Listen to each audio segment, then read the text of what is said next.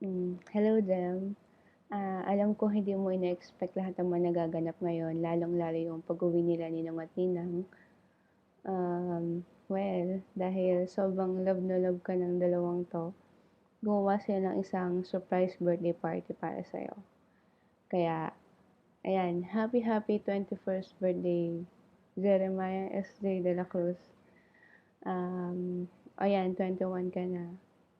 Hmm, Sabi nila kapag ang lalaki o babae tumungtong na ng 21 or 18, dapat umakto na sila base sa edad nila at maging matured. Pero hindi naman yun base sa edad, 'di ba?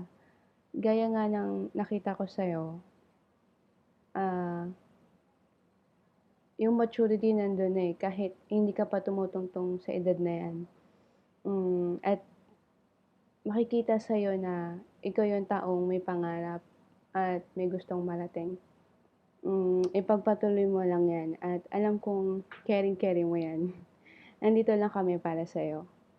Nagpapasalamat ako sa mga magulang mo dahil kung ano man at sino ka man ngayon, yun dahil sa kanila.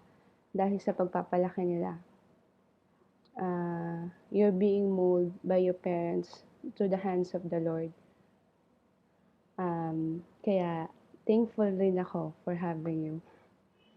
Hindi ko na masyadong pahabain, pero bago ko tapusin 'to, may i-share akong Bible verse.